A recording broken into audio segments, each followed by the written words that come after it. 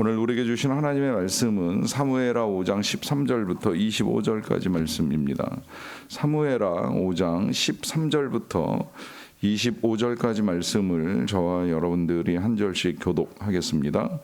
다윗이 헤브론에서 올라온 후에 예루살렘에서 처첩들을 더 두었으므로 아들과 딸들이 또 다윗에게서 나니 예루살렘에서 그에게서 난 자들의 이름은 삼모아와 소밥과 나단과 솔로몬과 이팔과 엘리수아와 네벡과 야비아와 엘리사마와 엘라다와 엘리벨렛이었더라.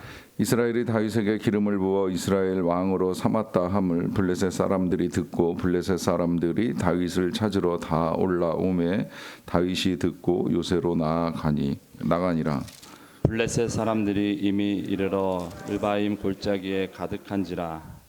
다윗이 여호와께 여쭈어 이르되 내가 블레셋 사람에게로 올라가리이까 여호와께서 그들을 내 손에 넘기시겠나이까 하니 여호와께서 다윗에게 말씀하시되 올라가라 내가 반드시 블레셋 사람을 내 손에 넘기리라 하신지라. 다윗이 바알브라심에 이르러 거기서 그들을 치고 다윗이 말하여 여호와께서 물을 흩음같이 내 앞에서 내 대적을 흩으셨다 하므로 그곳 이름을 바알브라심이라 부르니라. 거기서 블레셋 사람들이 그들의 우상을 버렸으므로 다윗과 그의 부하들이 치우니라. 블레셋 사람들이 다시 올라와서 르바임 골짜기에 가득한지라. 다윗이 여호와께 여쭈니 이르시되 올라가지 말고 그들 뒤로 돌아서 뽕나무 숲을 맞은편에서 그들을 기습하되 뽕나무 꼭대기에서 걸음 걷는 소리가 들리거든 곧 공격하라. 그때 여호와가 너보다 앞서 나아가서 블레셋 군대를 치리라 하신지라. 같이 읽습니다. 이에 다윗이 여호와의 명령대로 행하여 블레셋 사람을 쳐서 게바에서 게셀까지 이르니라. 아멘. 제가 어제 전했던 어버이 주일 말씀 중에는 부모님께서 우리를 사랑하신다라고 하는 내용도 들어 있었습니다. 문제는 이제 이 사랑의 증거가 때때로 자녀들에게 이제 잘 보이지 않거나 전해지지 않을 가능성이 크다라고 하는 것이죠.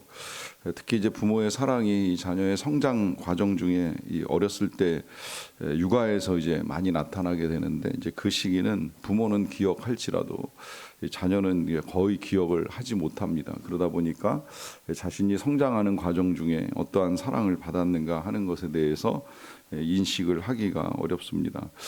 마찬가지로 이제 하나님의 사랑이 그러합니다. 하나님의 사랑 분명히 우리를 사랑하시는 거 틀림없는 사실이고 또 그 사랑은 더욱 무한하고 영원한 사랑입니다. 그 한계를 알 수 없고 또 그 길이를 알 수가 없는데 그럼에도 불구하고 이 사랑을 이제 이해하고 받아들이는데 많은 사람들이 어려움을 겪습니다. 마찬가지로 오늘 본문에서 이 하나님께서 다윗을 강성하게 하신다라고 하는 표현이 여러 차례 우리가 읽어왔던 말씀 속에 들어 있습니다만은 실제로 이제 그 증거가 뭔가라고 했을 때 오늘 본문이 우리에게 그 신뢰를 보여준다고 할 수가 있겠는데요. 먼저는 이제 블레셋 사람들이 다윗을 찾으러 왔다고 표현을 합니다. 다윗이 이스라엘의 왕이 되었다라고 하는 소식을 듣고 다윗을 찾아온 것이지요. 이때 찾아왔다는 이 표현은 이제 이 블레셋 사람들의 입장에서 다윗은 그들의 자산 같은 존재였습니다. 왜냐하면 이 다윗은 블레셋 왕의 휘하에 있었고 그리고 블레셋을 위하여 싸울 것처럼 보였던 사람이었기 때문에 이제 그는 블레셋 사람이고 그가 왕이 되었다는 건 이제 그가 통치하는 영역, 그의 부족이 되었건 민족이 되었건 영토가 블레셋거나 다름이 없다. 이제 나름 그렇게 생각을 한 거겠지요. 그래서 과거의 생각을 가지고 다윗을 찾기 위하여 다윗에게 나와오는데 이게 그냥 쉽게 찾을 수 없다라고 하는 사실을 이제 그들도 알고 있는 겁니다. 그러다 보니까 이제 많은 군대를 이끌고 르바임이라고 하는 골짜기까지 와서 다윗과 이제 이 문제를 놓고 한판 이제 벌릴 준비를 하는 것이지요. 더나라 이제 또 블레셋 입장에서는 다윗이 왕이 되었다면 그 한 사람만 넘어뜨리면 이스라엘을 다시 자기들 아래로 두는 건 이제 크게 어려운 일이 아니라고 생각하였기 때문에 이런 판단을 했을 것이라고 여겨집니다.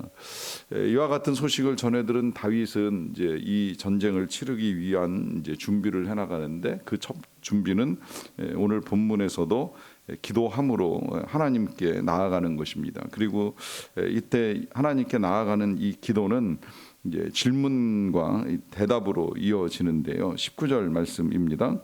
다윗이 여호와께 여쭈어 이르되 내가 블레셋 사람에게로 올라가리이까 여호와께서 그들을 내 손에 넘기시겠나이까 하니 여호와께서 다윗에게 말씀하시되 올라가라 내가 반드시 블레셋 사람을 내 손에 넘기리라 하신지라 합니다.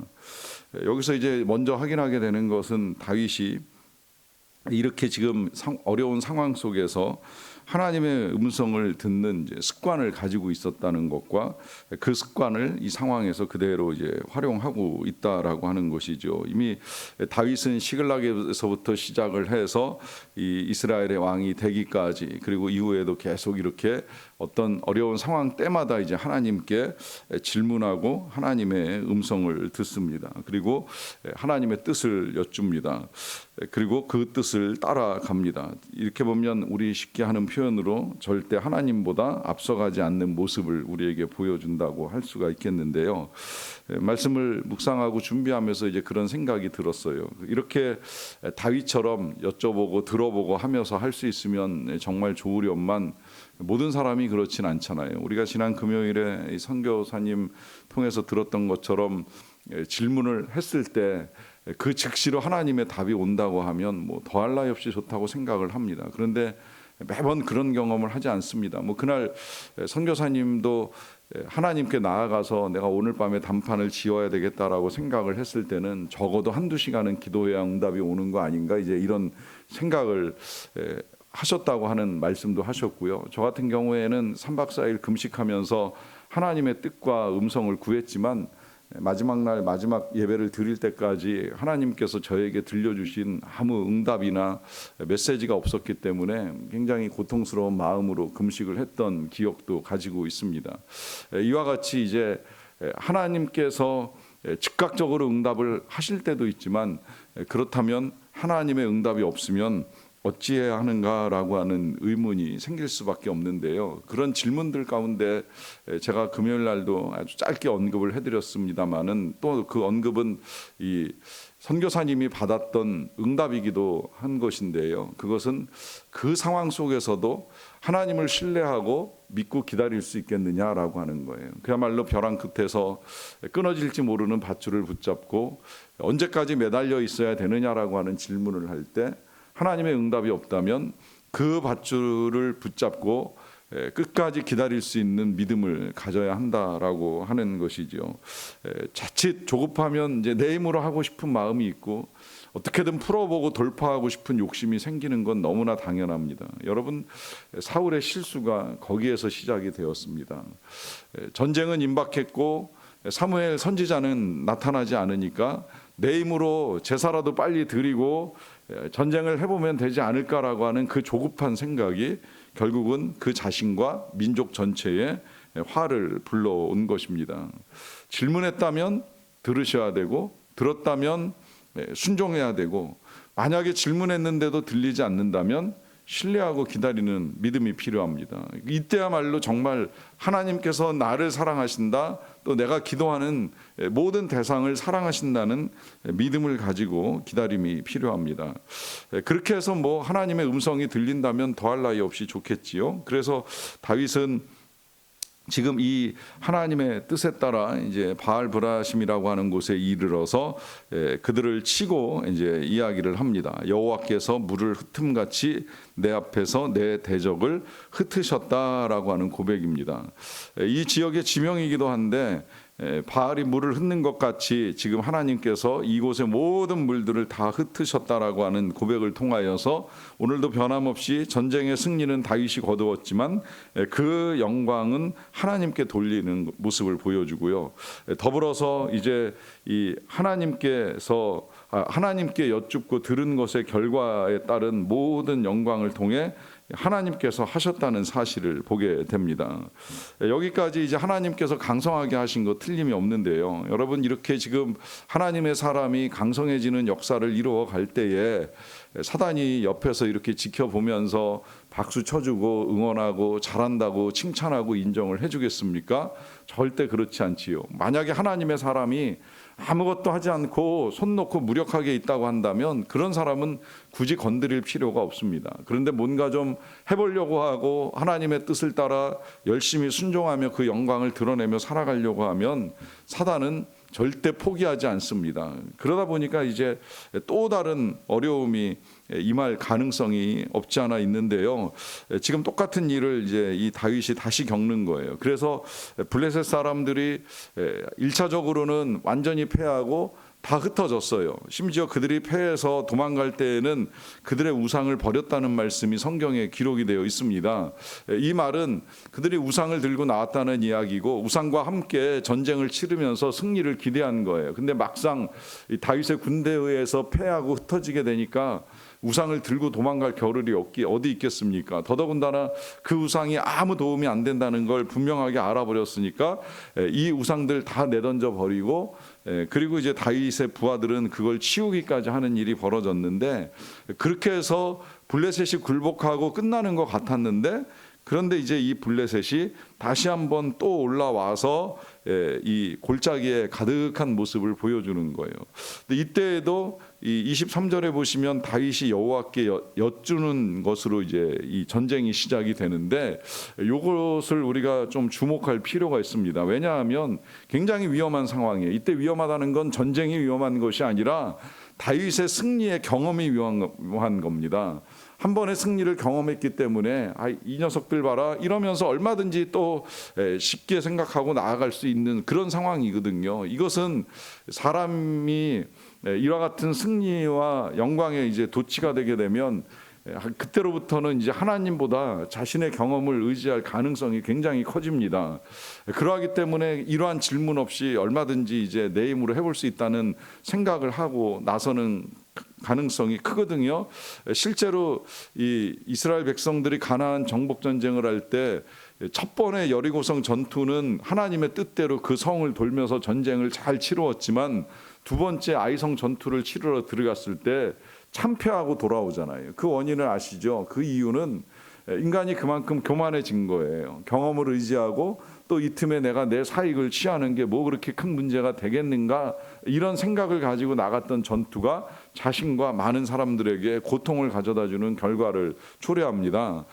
이걸 다윗이 알고 있었는지 모르겠지만 다윗은 두 번째 전투에서도 자신의 경험이 아니라 하나님의 뜻을 여쭈어요. 근데 놀랍게도 하나님이 이번에 전술을 바꾸십니다. 지난번과는 전혀 다른 전술로 직접 올라가지 말고 돌아서 뽕나무 숲을 맞은편에서 그들을 기습하라라고 하는 방법을 가르쳐 주시는 거예요. 그래서 이제 하나님이 주신 방법대로 이 다윗이 행함으로 말미암아 블레셋 사람들을 쳐서 게바에서 게셀까지 이르게 되었다라고 하는 것이 오늘 마지막 말씀의 결론입니다. 특별히 그러한 일들이 이루어져 가는 과정 속에 24절 보시면 하나님이 이런 말씀도 하세요.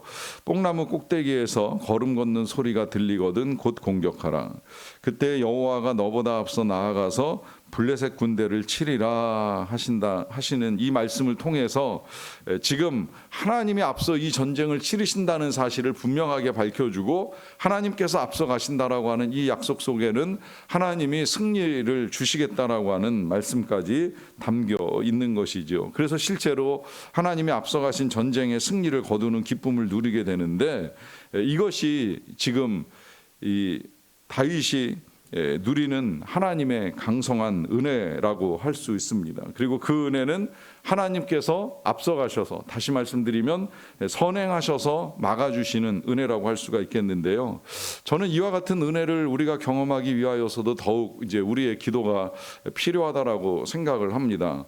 제가 이 기도를 가르칠 때에 기회가 될 때마다 이제 전해드리는 내용 중에 하나는 기도는 치유 기도가 있고 예방 기도가 있습니다. 이 병이라고 하는 게 그렇잖아요. 우리가 치유를 위해서도 기도하지만 또 예방을 위해서도 이제 기도를 하는데, 병을 놓고 봐도 그래요. 우리가 이빨 관리를 잘 안 하면 나중에 이제 큰 고생을 하게 되는데, 그 예방을 위해서 매일같이 양치하고 치실하고 뭐 요새는 치간 칫솔까지 사용하는 사람들도 점점 늘어나고 있는데, 이게 다 예방이잖아요. 예방 잘하면 나중에 치료가 이제 훨씬 줄어듭니다.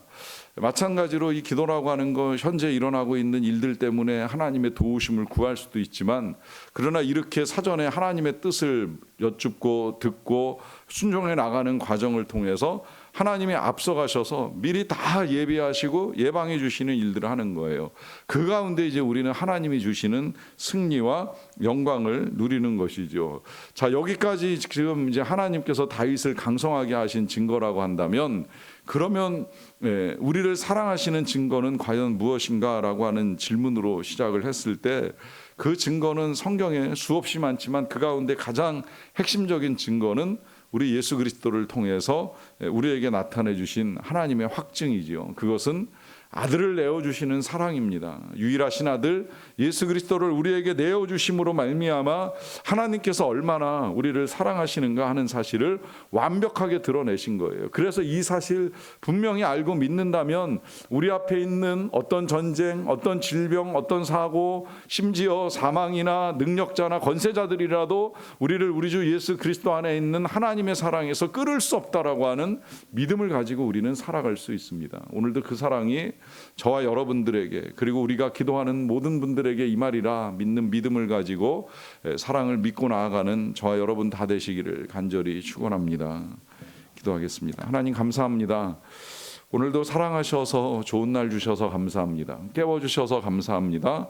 기도하며 하루를 시작하게 하여 주신 것을 감사합니다. 또 하나님의 뜻을 여쭙고 듣고 우리가 행해 나갈 수 있게 하여 주신 것을 감사합니다. 우리를 사랑하시는 하나님의 놀라운 증거들이 예수 그리스도와 그 밖에 많은 것들로 우리에게 나타나심을 인하여 감사드리옵나이다. 또 우리가 이렇게 기도하면서 하나님의 뜻을 여쭙고 듣고 순종할 수 있는 믿음과 능력을 더하여 주신 것을 감사드리옵나이다. 오늘 하루도 사는 동안에 하나님 앞서가시옵소서, 성령님 예비하시옵소서, 주님 인도하여 주시옵소서.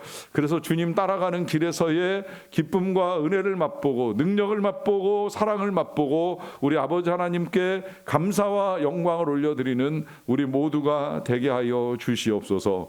병상에 있는 환우들이 여럿 있습니다. 하나님 은혜 가운데 잘 회복되게 도와주시기를 원합니다. 수술도 잘 끝나게 하여 주셨사오니 모든 회복의 과정을 속히 도우셔서 이제 다시 일상의 여러 가지 일들을 감당하기에 어려움이 없도록 하나님께서 함께하여 주시옵소서. 우리 늘 부모님들을 위하여 기도를 드리는 것은 연로하신 부모님의 남은 생애 동안에도 하나님 앞서 예비하여 주시어서 더 악화되지 않게 도와주시고 정신적으로나 육적으로나 강건하게 사시는 날들을 경험하시다가 때가 이르렀을 때에 모세와 같이 기운이 다하지 않으신 상태에서 하나님의 부르심을 받는 영광과 은혜를 누릴 수 있도록 도와주시기를 간절히 원합니다. 하나님 스승의 날이 다가오면서 우리를 가르치는 이 땅의 많은 선생님들과 또 지도자들에게 하나님의 은혜가 임하기를 다시 한번 구하고, 배움에 있어서는 우리가 정말 열심을 다하여 배우는 가운데에